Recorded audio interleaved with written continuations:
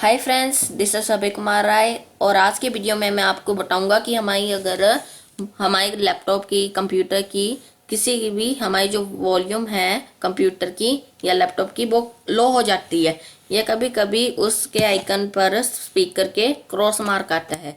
तो हम इसका सॉल्यूशन कैसे निकाल सकते हैं? तो सब बड़ा इजी से हमने सबसे पहले दिस पीसी पे राइट क्लिक करना है। उसके बाद हमने मैनेज पे क्लिक करना है। आ गया कंप्यूटर मैनेजमेंट और हमने सर्विसेज एंड एप्लीकेशन पर क्लिक करना है।